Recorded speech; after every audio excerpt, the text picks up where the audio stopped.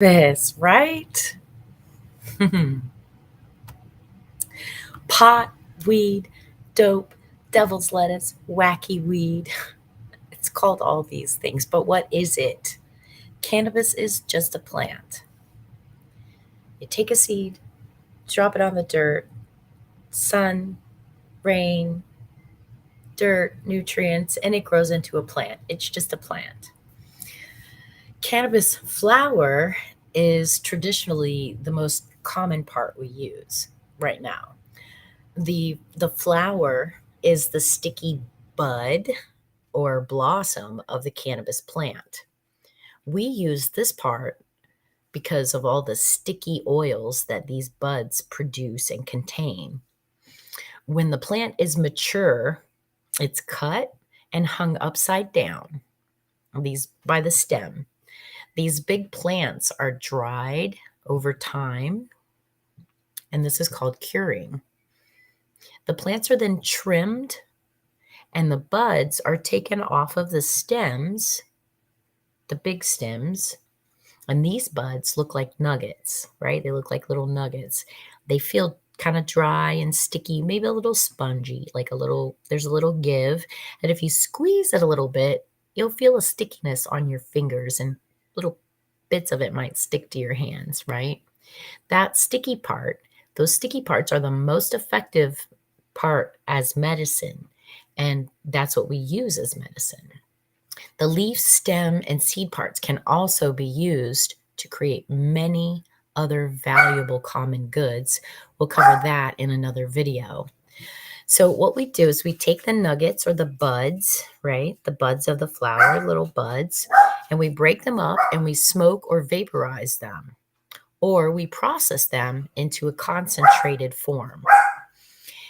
These can be called concentrates, distillate, rosin, crumble, shatter, butter, batter, sauce, oil. There's lots of other names. Those concentrated forms can then be used in other products like creams, ointments, tinctures, capsules, edibles, all kinds of things. If you're enjoying this information so far, be sure to like and follow and subscribe and share this video to other people that might also find it interesting. I really appreciate it. So, what are some of the stigma that's involved with cannabis? Let's go over some of those and let's demystify them.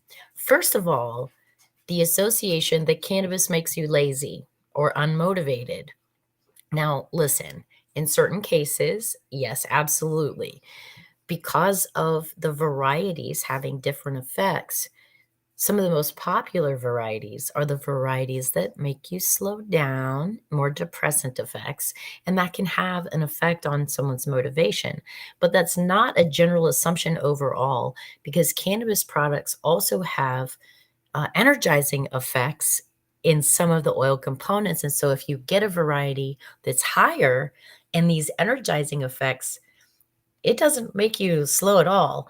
If you use the right variety or strain, you can get your whole entire garage cleaned. I just did. So that is not necessarily the case. Second is that if you use cannabis with THC in it, you're going to get high. That is not true.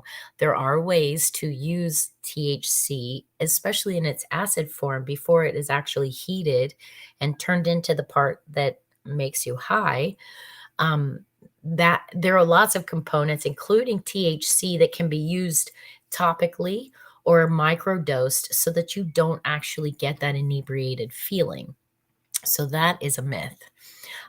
Cannabis does not actually lead to harder drug use.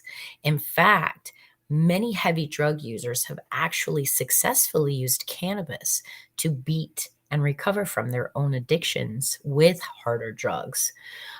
Also, people experiencing pharmaceuticals that are addictive have successfully stopped using those pharmaceuticals when they're healed by using cannabis to help get over the addictive effects. So that is a total rumor that has been fed to us by marketing agencies to promote other products that don't heal. So cannabis does not lead to harder drug use. So that is a complete falsity. Now, cannabis may create feelings of dependency, right? So, in other words, you're really anxious all the time. You use cannabis, you don't feel that anxiety, and then you come to depend on not feeling the anxiety. You want to feel better, right? So, cannabis may create feelings of dependency, but it's not physically addictive. Cannabis has no history of overdose at all, even with the concentrated forms coming into more common use recently. Adverse reactions in those who have used very high, extremely high concentrations over longer periods of time can include things like nausea, an overall bad feeling, just feeling really bad and weak and tired and icky, feelings of panic, paranoia, and the need for sleep. And so it's not going to stimulate psychosis in someone who isn't already sort of, in that place. It's not going to cause the problems that we've been taught to fear. Um, Also, if you would like to contribute or help out in any way, I never ask, but if you want to donate, head over to Cash App, $ Master Michelle, or you can message me on Instagram. Right, the information is right here on the screen. You can message me on Instagram for other ways to donate. Please like and share this video as well if you know anyone who would enjoy it as well. So, successful medicinal uses have included treating glaucoma. I mean, that's very common knowledge that it's been something that's used for a long time successfully for treating glaucoma, cancer, anxiety, digestive disorders like Crohn's disease, IBS, IBD, celiac, PTSD, complex PTSD, autism, epilepsy, chronic pain. There's just so much. So that's what cannabis is. It's just a plant. Unfortunately, we've been a little misled and taught to fear it, and really, there's no cause.